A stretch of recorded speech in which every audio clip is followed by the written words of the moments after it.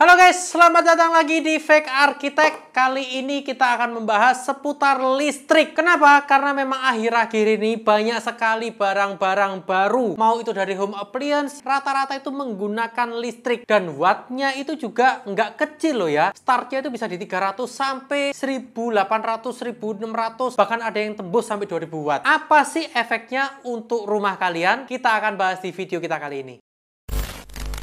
Selamat datang di channel Fake Architect, channel yang belum tentu informatif, belum tentu penting, kalau nggak berguna itu nggak mungkin.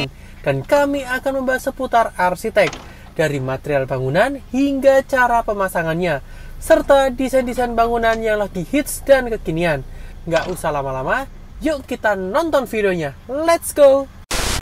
Saya pun pernah melihat salah satu video yang memang negara kita Indonesia ini lagi digiring ke era listrik. Mungkin salah satu dari kalian atau beberapa dari kalian sudah sempat melihat VT-nya. Kita kasih cuplikannya sebentar. Ini akan digiring kita, catat omongan saya, akan digiring kita masuk ke dalam segala sesuatu menggunakan listrik. Saya pun juga pernah melihat beberapa kali datang ke pameran, itu sudah banyak yang menjual dari sepeda listrik, sepeda motor listrik, bahkan mobil-mobil terbaru pun semuanya sudah menggunakan sistem listrik. Bahkan sudah ada yang hybrid sampai yang full 100% listrik. Apa aja yang harus kita siapkan untuk menyambut tahun 2023 ini dan seterusnya, supaya kita ini tidak ketinggalan zaman. Kita akan bahas satu-satu dari kapasitas listrik yang paling rendah sampai yang paling tidak masuk akal tingginya. Pertama yaitu rumah yang masih subsidi, itu di antara 450 sampai 900 watt. Berikut adalah beberapa alat yang biasanya digunakan untuk rumah dengan kapasitas daya 450 watt. Sebentar, saya nyontek dulu.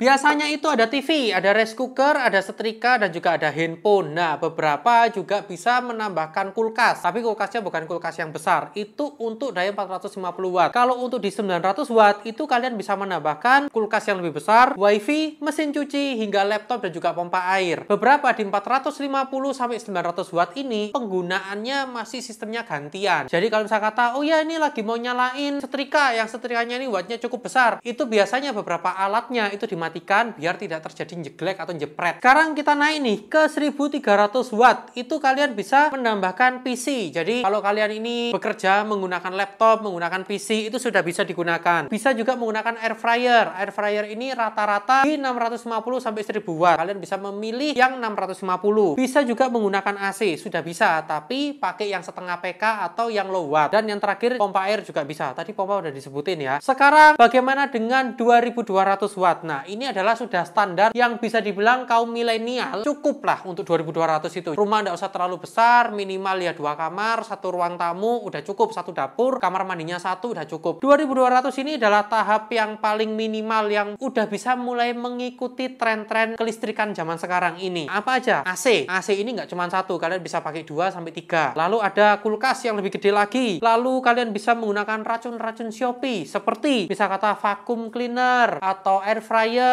air purifier, humidifier, dan lain sebagainya. Oven, microwave itu juga sudah bisa digunakan. Smart home, CCTV, water heater, chiller. Kalau misalnya kata kalian butuh freezer, kalian bisa menggunakan ini karena 2200 bisa dibilang sudah mumpuni lah ya, sudah cukup untuk speknya. Kira-kira berapa sih biayanya kalau kalian mau upgrade? Sebentar, saya cek-cek dulu. Ini data saya ambil dari rumah.com, diposting masih pada tanggal 19 Agustus tahun 2022. Ini dayanya kalau dari 450 kalian mau upgrade ke 1300, itu kalian harus mengeluarkan biaya sekitar 796.000 sekian. Kalau misalnya kata 450 mau naik ke 2200, itu kalian nambah sekitar 1,6 juta 39.000 sekian lah. Itu tadi nambah untuk kapasitas dayanya. Pemakaiannya untuk 1300 sampai dengan 2200, biaya per kWh-nya adalah 1444,70. Itu belum ketambahan pajak jalan dan lain sebagainya. Ya sekitar 1600-1700 itu per kWh-nya. Untuk yang 450 sampai 900 itu masih ada subsidi, tapi ternyata subsidinya juga nggak banyak. Ini tak kasih tahu bocorannya, ini ada datanya semua ini. Kalau yang 450 sampai 900 watt itu bayar per kWh-nya itu 1352, sedangkan di 1300 sampai 2200 itu 1444. Selisihnya cuma berapa? 100 rupiah nggak nyampe ya. Kalau saran saya lebih baik kalian ini mulai nabung, nyicil, bisa upgrade ke 1300 atau 2200. Biasa biasanya PLN itu juga ada program untuk kalian-kalian ini yang memang mau upgrade itu dikasih free atau dikasih potongan. Biasanya ditanyain sama pihak PLN, kenapa kalian ini mau upgrade? Bilang aja, karena saya mau pakai kompor listrik, karena saya mau pakai microwave, karena saya memang mau ada kebutuhan untuk listrik ini. Sekarang kita masuk ke kapasitas daya berikutnya, yaitu 3.500 sampai 5.500. Ini sudah bisa dibilang masuk ke rumah-rumah yang sedikit mewah. Kalau rumah mewah itu pasti di atas 5.500 ke atas itu sudah rumah mewah. Kalau sedikit mewah, yang sedikit besar, kamarnya paling tidak 3 sampai 4 kamar, sudah ada kamar pembantunya, kamar mandinya itu sudah 3 sampai 4 kamar mandi. Ini kalian bisa menambahkan lebih banyak peralatan listrik lainnya. Ya, kalian bisa pakai ruang karaoke bisa bikin, home theater bisa bikin, dishwasher bisa pakai, AC-nya juga bisa yang PK-nya besar-besar. Kalau catatan kita ini kalian bisa menggunakan sepeda listrik, kompor listrik, sepeda motor listrik, mobil-mobil terbaru pun kalian juga bisa pakai. Kita kasih tahu dulu biaya upgrade-nya. 1.300 ke 3.500 ya, itu sekitar 2 jutaan. Kalau bisa kata mau ke 4.400, 3 jutaan. Kalau mau ke 5,5 itu di sekitar 4 jutaan. Itu kalau startnya dari 1.300. Tapi kalau startnya dari 2.200 itu startnya dari 1,2 sampai ke 5.500 itu di 3.197. Nanti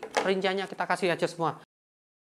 Untuk biaya per kWh-nya, karena ini sudah masuk golongan sedikit mewah, biaya per kWh-nya adalah 1.699,53 atau ya kita ngomong 1.700 ketambahan pajak sekitar 1.900 lah itu per kWh-nya. Sekarang apa positif dan apa negatifnya? Kita akan ngomongin masalah positifnya dulu. Yang pertama pasti semuanya kalau kita ngomong serba listrik pasti lebih gampang, lebih mudah. Kompor listrik ada, microwave, ngangetin, nggak perlu nyetek-nyetek kompor lagi. Kompor listrik tinggal pencet, lebih safety. Pilih kabel yang benar, pilih alat yang benar, juga pilih tukang yang benar. Gunakan juga daya yang benar. Kalau kalian salah daya segala macamnya, ya resiko jeglek, jepret, resiko kebakaran tinggi. Hidup kalian juga bisa lebih mudah. Semuanya bisa kalian akses melalui rumah, bahkan smart home dengan satu genggaman handphone itu juga sudah bisa. Dan juga lebih ramah lingkungan. Karena apa? Mobil listrik, sepeda listrik itu tidak menimbulkan polusi udara. Lalu apa aja negatifnya? Yang pertama itu pasti biaya listrik kalian jadi lebih tinggi. Padahal kan murah tadi disebutin. Pertama kalian kalau bisa kata lapar, makanan mau ngangetin apa segala macam, dulu kan pakai gas. Posnya untuk biaya gas ini kalian pindah ke listrik. Dan juga lain-lainnya, bensin. Bisa kata kalian pakai mobil transportasi yang pakai listrik. Bisa kita bilang bahwa biaya listrik kalian akan lebih besar, tapi akan mengurangi porsinya yang lain karena akan dikumpulin. Sebenarnya ini poin plus juga karena kalian bisa mengukur untuk menghemat listrik, untuk menghemat apa? Karena poskonya tidak terlalu banyak. Kalau secara global itu jadi lebih hemat. Ngangetin gampang, goreng gampang, pakai air fryer, pakai microwave, bikin nasi, apa segala macam lebih mudah lah. Lalu negatif yang kedua, karena semuanya serba listrik, kita sangat bergantung dengan listrik. Jadi kalau misalnya kata terjadi lampu mati, ya wis,